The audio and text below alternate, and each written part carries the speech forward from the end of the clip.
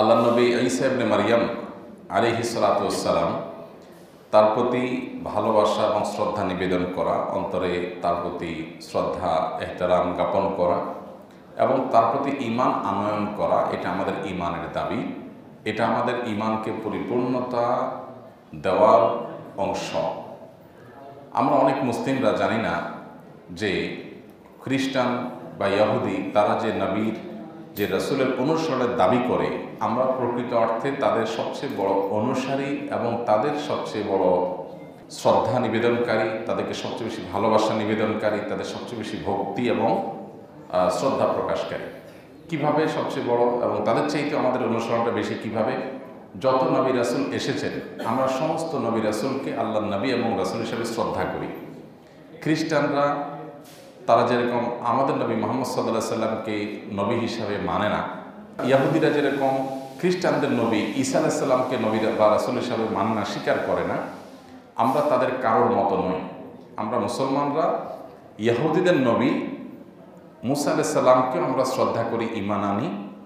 আবার খ্রিস্টানদের নবী ঈসা আলাইহিস সালামকে আমরা শ্রদ্ধা করি, ঈমান আনি।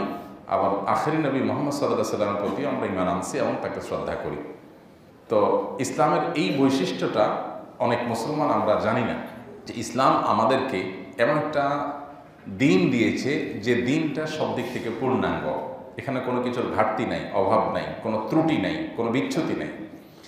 যত নবী রাসূল পৃথিবীতে এসেছেন তাদের সবার প্রতি আমাদের ঈমান আনার নির্দেশ আল্লাহ তাআলা দিয়েছেন, তাদের সবার প্রতি শ্রদ্ধা করার নির্দেশ আল্লাহ তাআলা আমাদেরকে দিয়েছেন কোরআনে। আল্লাহ বলেছেন, আমানার রাসূলু বিমা উনজিলা ইলাইহি মির রাব্বিহি ওয়াল মুমিনুন। নবীর প্রতি, আমাদের রাসূল সাল্লাল্লাহু আলাইহি ওয়াসাল্লামের প্রতি আল্লাহর পক্ষ থেকে যা কিছু নাজিল হয়েছে, এই সবগুলোর প্রতি উনি নিজে ঈমান এনেছেন, আবার ঈমানদাররাও ঈমান এনেছে। কুল্লুন আমানা বিল্লাহি ওয়া মালাইকাতিহি ওয়া কুতুবিহি ওয়া রাসূলিহি, তারা সকলে, অর্থাৎ নবী নিজে এবং উম্মতরা সবাই, এই সকলে আল্লাহর প্রতি, তার ফেরেশতাদের প্রতি, আসমানি কিতাবগুলোর প্রতি, তার সকল নবী রাসূলগণের প্রতি ঈমান আনেন। লা নুফাররিকু বাইনা আহাদিম মির রুসুলিহি, এটা হলো আমাদের বৈশিষ্ট্য, মুসলমানদের বৈশিষ্ট্য, যে লা নুফাররিকু বাইনা আহাদিম মির রুসুলিহি, আল্লাহর রাসূলদের মধ্যে কারোর মধ্যে আমরা পার্থক্যের দেয়াল বা প্রাচীর নির্মাণ করি না। তার মানে অমুককে মানি তমুককে মানি না, অমুককে শ্রদ্ধা করি, আবার শ্রদ্ধা করতে করতে যতটুকু করতে হয় তার চাইতে সীমানা ছাড়িয়ে করি, সেরকমও করি না। আবার কাউকে একেবারে নবী রাসূল হিসেবে স্বীকৃতিই দিলাম না, মানলামই না, সেটাও আমরা করি না। সবার প্রতি আমাদের বিশ্বাস আছে যে সবাই আল্লাহর রাসূল এবং আল্লাহর নবী, কোরআনে যাদের বিবরণ এসেছে তাদের বাইরেও নবী রাসূল আছেন, যাদের আলোচনা কোরআনে বিশদভাবে দেওয়া হয়নি। আল্লাহ বলেছেন, মিনহুম মান কাসাসনা আলাইকা ওয়া মিনহুম মান লাম নাকসুস আলাইকা। রাসূল, আপনার কাছে অনেক নবী রাসূলদের ঘটনা আমি বর্ণনা করি নাই। তো এই জন্য আমরা সকলের প্রতি ঈমান আনি এবং কাউকে পার্থক্য করি না। ইহুদিরা যেরকম পার্থক্য করে, খ্রিস্টানরা যেরকম পার্থক্য করে, মুসলমানরা এরকম কোনো পার্থক্য করে না। মুসলমানরা কেউ যদি আল্লাহ নবী মুসা আলাইহিস সালাম সম্পর্কে কটূক্তি করে, খারাপ মন্তব্য করে, মুসলমানরা কষ্ট পায়, তার জন্য প্রতিবাদ করবে। ঈসা আলাইহিস সালামকেও যদি কেউ অপমান করার চেষ্টা করে, তাচ্ছিল্য করার চেষ্টা করে, তার শানে কোনো বেয়াদবি করে, মুসলমান কষ্ট পাবে এবং তার জন্য প্রতিবাদ করবে, কারণ তারা সবাই আমাদের নবী রাসূল।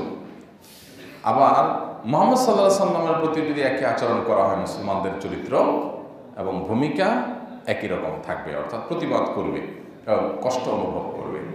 কিন্তু অন্যদের মধ্যে এটা নাই। ঈসা আলাইহিস সালামকে নিয়ে, মুহাম্মদ সাল্লাল্লাহু আলাইহি সাল্লামকে নিয়ে ইহুদিদের কোনো মাথা ব্যথা নাই, আবার মুহাম্মদ সাল্লাল্লাহু আলাইহি সাল্লামকে নিয়ে খ্রিস্টানদের মাথা ব্যথা নাই। কিন্তু আমাদের মাথা ব্যথা সকল নবী রাসূলদের জন্য। তো এই বৈশিষ্ট্যটা ইসলামের মধ্যে আছে, আল্লাহ আমাদেরকে দিয়েছেন। আর সেই কারণে আল্লাহ নবী ঈসা আলাইহিস সালাম সম্পর্কে আমাদের জানা দরকার। আসলে তাকে আল্লাহ তাআলা কি কি মর্যাদা দিয়েছেন, ইসলাম তাকে কি কি মর্যাদা দিয়েছে, এবং তার প্রতি আমাদের দায়িত্ব আছে, কিছু কর্তব্য আছে, তার আবার অবদান আছে আমাদের প্রতি। ঈসা আলাইহিস সালামের বিরাট অবদান আছে আমাদের প্রতি। এই বিষয়গুলো আমাদেরকে জানতে হবে। সেই সাথে এও জানতে হবে যে আমাদের জন্য আল্লাহ রাব্বুল আলামিনের মনোনীত দিন হলো ইসলাম।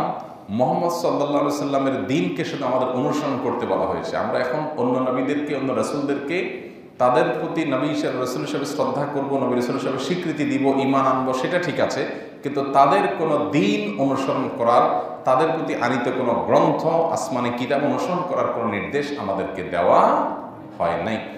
আমাদের সমাজে খ্রিস্টান মিশনারিগুলো, ঈসাই বিভিন্ন সংস্থাগুলো, তারা অনেক সাধারণ মুসলমানকে বিভ্রান্ত করছে।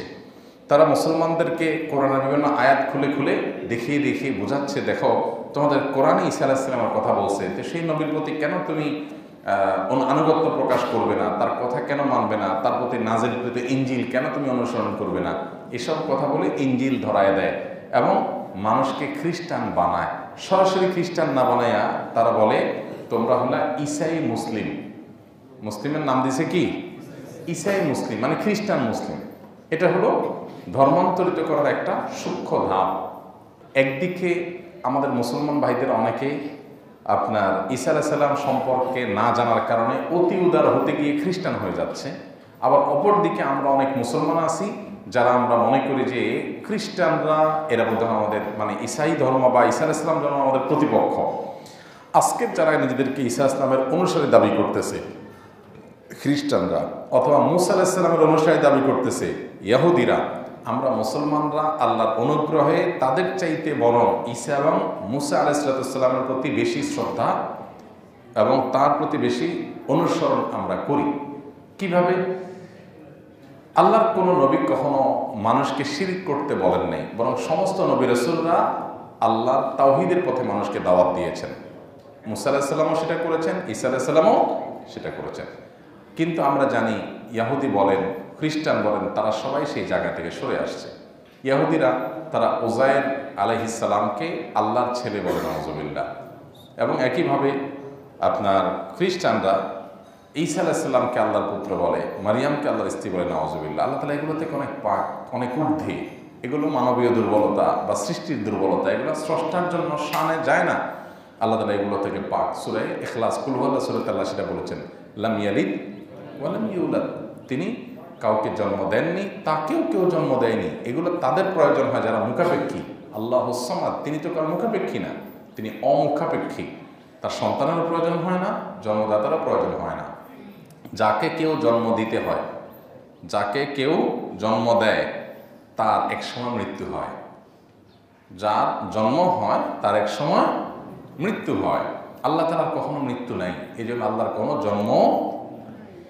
আর যার সন্তান যিনি জন্ম দেন তিনি এক সময় মারা যান, যার কারণে সন্তান তার ওয়ারিস হয়। তো আল্লাহ তাআলা এগুলো থেকে ঊর্ধ্বে এবং পবিত্র।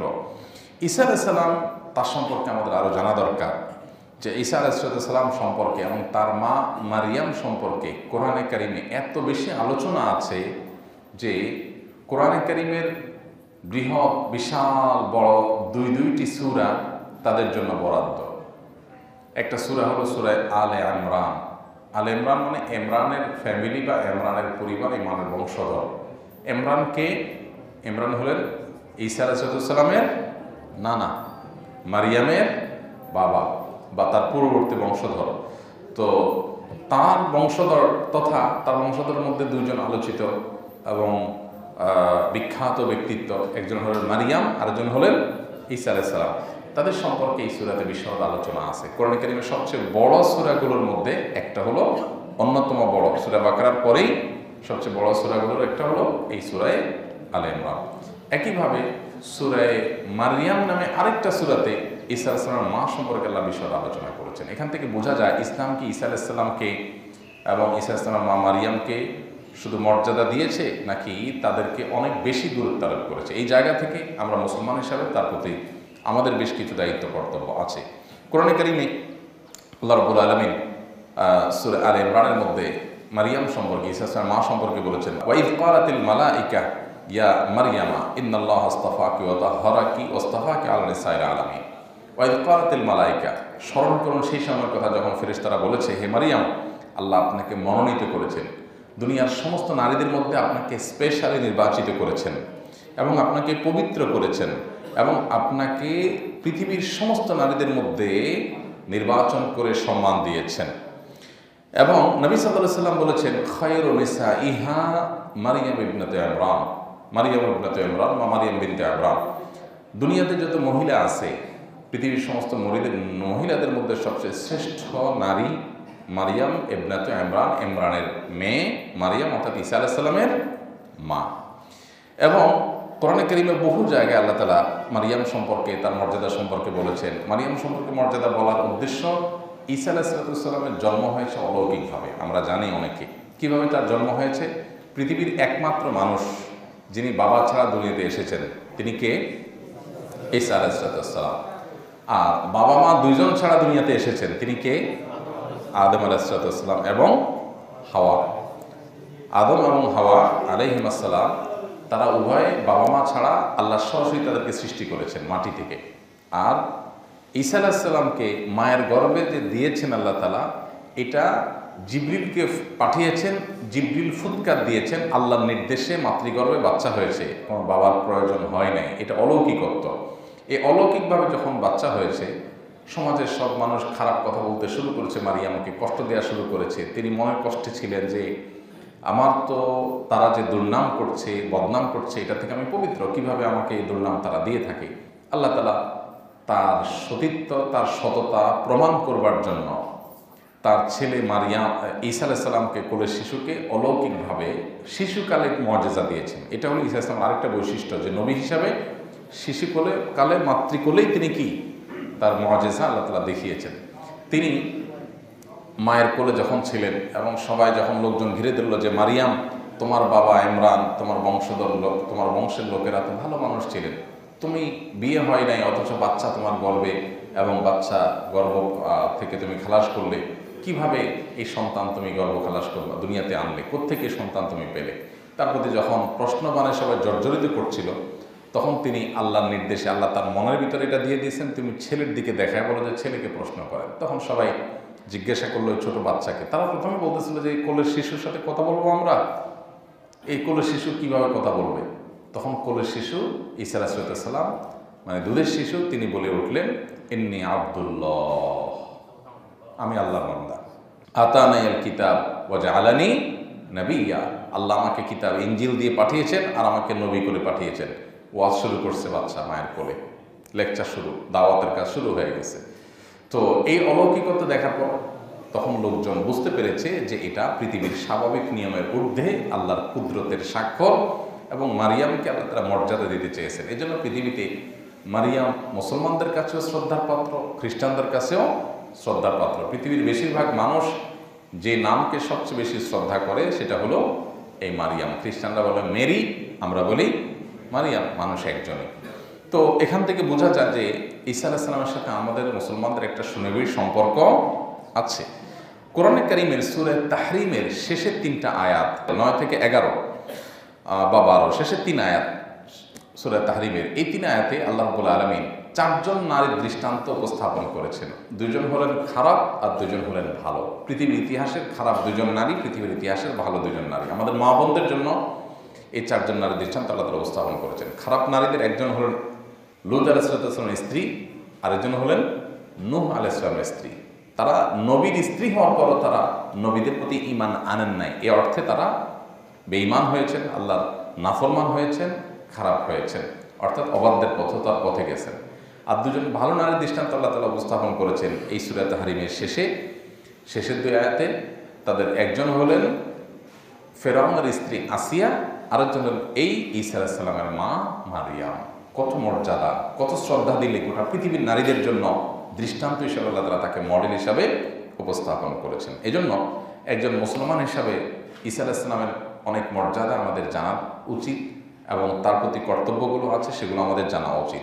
প্রথমত কর্তব্য, তার প্রতি ঈমান আনা। তিনি আল্লাহর নবী ছিলেন, আল্লাহর রাসূল ছিলেন, সাধারণ রাসূল ছিলেন না, উলুল আজমে মিনার রসুল। কোরআন বলেছে কিছু নবী রাসূলকে যে দৃঢ় প্রত্যয়ী নবী রাসূল, নবীদের মধ্যে, রাসূলদের মধ্যে বিশেষ মর্যাদাবান কয়েকজন, এর একজন ছিলেন ঈসা আলাইহিস সালাম। দ্বিতীয়ত ঈসা আলাইহিস সালাম, তিনি আমাদের নবী সাল্লাল্লাহু আলাইহি সাল্লাম তাকে ভাই সম্বোধন করেছেন। শুধু তিনি না, তিনি বলেছেন, নবী সাল্লাল্লাহু আলাইহি সাল্লাম বলেছেন যে আল আম্বিয়া ও ইখওয়াতুন মিন আল্লাহ, নবীরা সবাই একে অন্যের ভাই, তবে তাদের মা ভিন্ন, ভিন্ন মায়ের গর্ভে তাদের জন্ম হয়েছে, বাট তাদের একই আদর্শ, একই সূত্রে গাঁথার কারণে তারা আদর্শিকভাবে ভাই। এবং ঈসা আলাইহিস সালাম সম্পর্কে জিজ্ঞাসা করা হয়েছিল যে তিনি কিভাবে আপনার ভাই, তো নবী সাল্লাল্লাহু আলাইহি সাল্লামের উত্তর ছিল যে ফালাইসা বাইনানা নাবিয়্যুন, যে ঈসা আলাইহিস সালামের সাথে আমাদের নবী সাল্লাল্লাহু আলাইহি সাল্লামের মাঝখানে আর কোনো কি ছিল না, নবী ছিল না। অর্থাৎ ঈসা আলাইহিস সালাম আল্লাহর নবী হয়েছেন, তারপরে নবী হয়েছেন আমাদের মুহাম্মদ সাল্লাল্লাহু আলাইহি সাল্লাম। এই দুজনের মাঝখানে আর কি ছিল না, কোনো নবী 5 শতাধিক বছর পর্যন্ত আর কোনো নবী ছিল না। তো নবী করিম সাল্লাল্লাহু আলাইহি ওয়াসাল্লাম তিনি আল্লাহ নবী হিসাবে ঈসা আলাইহিস সালামের অনেক মর্যাদা আমাদের জন্য বর্ণনা করে গেছেন। তিনি বলেছেন আনা আউলান নাসি বিঈসা ইবনে মারইয়াম ফিল উলা ওয়াল আখিরা, দুনিয়াতে আখিরাতে শুরুতে শেষে সব ক্ষেত্রে আমি ঈসা আলাইহিস সালামের কাছের মানুষ হওয়ার অধিকতর উপযুক্ত, এবং নবীরা সবাই ভাই ভাই, এবং সেটা এইভাবে যে তার পরপর মুহাম্মদ সাল্লাল্লাহু আলাইহি সাল্লাম এসেছেন। ঈসা আলাইহিস সালামের প্রতি ঈমান আনার একটা বিশেষ ফজিলত আছে। নবী সাল্লাল্লাহু আলাইহি সাল্লাম বলেছেন, যে ব্যক্তি সাক্ষ্য দিবে যে আল্লাহ ছাড়া কোনো মাবুদ নাই, আল্লাহ ছাড়া সত্যিকার ইবাদতের উপযুক্ত আর কেউ নেই, মুহাম্মদ সাল্লাল্লাহু আলাইহি সাল্লাম আল্লাহর রাসূল, এবং আরও সাক্ষ্য দিবে যে ঈসা আলাইহিস সালাম তিনি আল্লাহর নবী ছিলেন, রাসূল ছিলেন, এবং আল্লাহর কালিমা ছিলেন, আল্লাহর বাণী ছিলেন, যেটা তার মায়ের মধ্যে আল্লাহ তাআলা জিবরিলের মাধ্যমে ফুৎকার দিয়েছেন, এটা অলৌকিকত্ব তার, এবং তিনি আল্লাহর বান্দা ছিলেন। যারা আল্লাহর সন্তান বলে তারা বাড়াবাড়ি করে এবং কুফরি করেছে, এবং জান্নাত হক জাহান্নাম হক এই কথাগুলো যারা বিশ্বাস করবে, আল্লাহ তাআলা জান্নাতের 8টা দরজা যে কোনোটা তাদেরকে প্রবেশ করার সুযোগ দিবেন। ঈসা আলাইহিস সালামের সাথে আমাদের আরেকটা সুনিবিড় সম্পর্ক আছে বিশেষ। সেই সম্পর্কটা হলো যে আমরা জানি উম্মতে মুহাম্মদী কঠিন একটা ক্রাইসিসের মধ্যে পড়বে, কঠিন একটা সমস্যার মধ্যে পড়বে কিয়ামতের আগে। সেই সময়টা হলো দাজ্জালের সমস্যা। আরেকটা সমস্যা পড়বে ইয়াজুজ মাজুজের সমস্যা। এগুলো গোটা পৃথিবীকে ছেয়ে যাবে। তখন এই মানব জাতিকে উদ্ধার করার জন্য নেতৃত্ব দিবেন দুজন মানুষ, একজন হলেন ইমাম মাহদি, আরেকজন হলেন ঈসা আলাইহিস সালাম। ঈসা আলাইহিস সালামের প্রতি সেজন্য আমাদের দায় অনেক বেশি, কারণ তিনি আমাদের প্রতি অনেক অবদান রাখবেন, আল্লাহ তাআলা তাকে পাঠাবেন। ঈসা আলাইহিস সালাম সম্পর্কে আমাদের আরও জানতে হবে, তিনি মারা যান নাই, তিনি জীবিত আছেন। ঈসা আলাইহিস সালাম মারা যান নাই। তাকে হত্যা করবার জন্য তার শত্রুরা তাকে ঘিরে ধরেছে, ইহুদিরা তাকে ঘিরে ধরে তাকে হত্যা করতে চেয়েছে। তিনি যে ঘরে ছিলেন সে ঘরে তার সাথে থাকা একজন তার অনুসারী, তার উম্মত, প্রকৃত খ্রিস্টান যখন ছিল, এরকম একজন মানুষ তাদের মধ্যে থেকে একজন ছিলেন, যাকে সবাইকে তিনি বলেছেন, অনেকে ছিলেন যে তোমাদের মধ্যে কে আমার মতো হতে চাও। আল্লাহ তাআলা আমাকে ওহী পাঠিয়েছেন যে আমার মতো অবিকল দেখতে একটা মানুষের চেহারা পরিবর্তন করে দিবে, এবং শত্রুরা তাকে আমি মনে করে শুলে চড়িয়ে হত্যা করবে। তো নিজের আত্মত্যাগ করার জন্য কে প্রস্তুত আছে? একজন তার অনুসারী প্রস্তুত হয়েছেন, এবং তাকে তারা শুলে চড়িয়ে হত্যা করেছে। তারা মনে করেছে ঈসা ইসলামকে হত্যা করে ফেলেছে। এদিকে আল্লাহ তাআলা ঈসা ইসলামকে আকাশে তুলে নিয়েছেন অলৌকিকভাবে। কোরআনে আল্লাহ তাআলা সে বিবরণ দিয়েছেন, ওমা কাতালুহু ওমা সালাবুহু বাল রাফাআহুল্লাহ। ঈসা ইসলামকে আল্লাহ তাআলা বলেছেন যে তারা হত্যাও করতে পারে নাই, শুলে চড়াতেও পারে নাই, বরং তাকে আল্লাহ তুলে নিয়েছেন। কিয়ামতের আগে নবী সাল্লাল্লাহু আলাইহি ওয়াসাল্লাম বলেছেন যে বড় বড় কিছু আলামত দেখা দিবে, বাবা কিয়ামতের আগে অনেকগুলো আলামত দেখা দিবে। একটা হলো ঈসা আলাইহিস সালাম দুনিয়াতে আসবেন আসমান থেকে অলৌকিকভাবে। সিরিয়াতে, বৃহত্তর সিরিয়াতে ঈসা আলাইহিস সালাম আসবেন, এসে এই দাজ্জাল ইয়াজুজ মাজুজ ফিতনার মোকাবেলা করবেন, এগুলোর বিরুদ্ধে লড়াই করবেন, এই ফিতনাকে শেষ করবেন, তারপরে স্বাভাবিকভাবে সম্মানজনকভাবে তার মৃত্যু হবে এবং তিনি দুনিয়া থেকে যাবেন। তাহলে ঈসা আলাইহিস সালাম সম্পর্কে এই বিষয়গুলো আমাদের জানা থাকতে হবে। খ্রিস্টানরা তারা কিন্তু আপনারা জানেন, তারা ক্রুশ তারা এটাকে পবিত্র মনে করে এবং এটাকে তারা ধারণ করে। কেন? কারণ এই ক্রুশবিদ্ধ হয়ে তাদের নবী মারা গেছেন বলে তারা বিশ্বাস করে। তাদের এই বিশ্বাসটা ভুল, তাদের এই বিশ্বাসটা কুফরি বিশ্বাস। দেখুন, একদিকে তারা বলে ঈসা আলাইহিস সালাম আল্লাহর পুত্র, খ্রিস্টানরা বলে ঈসা আলাইহিস সালামকে কি বলে? আল্লাহর পুত্র। আবার আরেক দিক থেকে ঈসা আলাইহিস সালামকে তারা বলে তিনি মারা গেছেন, তাকে হত্যা করা হয়েছে। এই দুইটা সাংঘর্ষিক বিশ্বাস, তাদের বিশ্বাসের মধ্যে যে বিভ্রান্তি আছে তার প্রমাণ হলো এই সাংঘর্ষিক বিশ্বাস। কীভাবে সাংঘর্ষিক বিশ্বাস? যিনি আল্লাহর পুত্র হন তাকে আবার কেউ হত্যা করে কিভাবে? আল্লাহর পুত্র মানে তো আল্লাহর অংশ, নাউজুবিল্লাহ, আল্লাহর তো কোনো পুত্র হয় না। তাদের বিশ্বাস দিয়ে যদি তাদেরকে বলা হয় আল্লাহর পুত্র হওয়া মানে, এবং তারা বলে ইন্নাল্লাহা সালিসু সালাসা, তারা এই তৃত্ববাদে বিশ্বাস করে। আল্লাহ, স্ত্রী এবং সন্তান, নাউজুবিল্লাহ, এই তিনটা মিলিয়ে তারা আপনার ঈশ্বরে বিশ্বাস করে। তো সেইটা যদি হয় তাহলে ঈসা আলাইহিস সালামকে আবার বলতেছে হত্যা করছে, তো তোমার ঈশ্বর তো শেষ, হত্যা করে ফেলছে, তুমি কার প্রতি বিশ্বাস করলা? কিরকম ঈশ্বর হলো যে তারা হত্যা করে ফেললো? তো এটা তাদের বিশ্বাসের বিভ্রান্তি। মুসলমান তার বিশ্বাসে কোনো ঘাটতি নেই, কোনো ত্রুটি নেই, আলহামদুলিল্লাহ। তাকে আল্লাহ তাআলা অলৌকিকভাবে তুলে নিয়েছেন, আবার তিনি আল্লাহর পুত্র নন, তিনি স্বাভাবিকভাবে মৃত্যুবরণ করবেন। তো এই ধারণাগুলো আমাদের জানতে হবে। ঈসা আলাইহিস সালামের জন্ম হয়েছে ফিলিস্তিনে, মসজিদে আকসার আশেপাশে, ওই এলাকাতে মসজিদে আকসার ছায়া, ছত্রছায়া তার জন্ম হয়েছে, সেখানে বেড়ে ওঠা হয়েছে, সেখানে তিনি নবী ছিলেন, রাসূল ছিলেন এবং তার দাওয়াতি কার্যক্রম সেখান থেকে পরিচালনা করেছেন। আর এই কারণে মসজিদুল আকসা এবং মসজিদে আকসার ভূমিটা খ্রিস্টানদের কাছেও খুব গুরুত্বপূর্ণ, যদিও সেখানে শুধুমাত্র ঈসা আলাইহিস সালাম না, আরও বহু নবী রাসূলগণ পৃথিবীতে এসেছেন। তো খোলাসা কথা হলো, ঈসা আলাইহিস সালামের প্রতি আমরা ঈমান আনি, নবী রাসূল হিসেবে বিশ্বাস করি এবং তাকে শ্রদ্ধা করি। তাকে কেউ তার সাথে বেয়াদবি করলে আমরা তার বিরুদ্ধে অবস্থান নেই, প্রতিবাদ করি, আমাদের ভালোবাসা প্রকাশ করি, এগুলো আমাদের ঈমানের দাবি। সেই সাথে তার মর্যাদা আমরা জানলাম, তিনি উলুল আজম, দৃঢ় প্রত্যয়ী কয়েকজন রাসূলের একজন ছিলেন। কোরআন সবচেয়ে বেশি, যার জন্য বেশি সূরা, বেশি আয়াত ব্যবহার করেছেন, তিনি হলেন ঈসা আলাইহিস সালাম এবং তার মা মারিয়াম। এবং তাকে আল্লাহ তাআলা পৃথিবীতে অলৌকিকভাবে পাঠিয়েছেন, বাবা ছাড়া সরাসরি মাতৃগর্ভে আল্লাহ তাআলা দিয়েছেন, এবং কিয়ামতের আগে তিনি দুনিয়াতে আবার আসবেন এবং আমাদের উদ্ধার কর্মে তিনি যোগ দিবেন, নেতৃত্ব দিবেন, যোগ দেওয়া নয়। আজকের খ্রিস্টান যারা আছে তারা ঈসা আলাইহিস সালামের আদর্শ থেকে বিচ্যুত হয়ে গেছে, কারণ প্রত্যেক নবীরাই বলে গেছেন, কোরআনে আল্লাহ তাআলা বিশদ সূরা সফের মধ্যে বলেছেন যে প্রত্যেক নবী বলেছেন তার পরবর্তী জাতিদেরকে, আমার পরে কিন্তু অমুক নবী আসবে, তোমরা তাকে মানবা। ঈসা আলাইহিস সালামও বলে গেছেন, কিন্তু খ্রিস্টানরা সেটা মানে, যার কারণে তারা কাফির হয়েছে এবং নবীর কথা না মেনে তারা অবিশ্বাসী হয়েছে। আমরা বরং ঈসা আলাইহিস সালামের সে ভবিষ্যৎবাণীকে মেনে মুহাম্মদ ঈমান আনছি, আমরা তার প্রকৃত অনুসারী হতে পেরেছি। এটা আমাদের কোনো গর্বের বিষয় না, বরং এটা আল্লাহর কাছে শুকরিয়া আদায় করার বিষয়। আল্লাহ আমাদের সবাইকে তৌফিক দান করুন।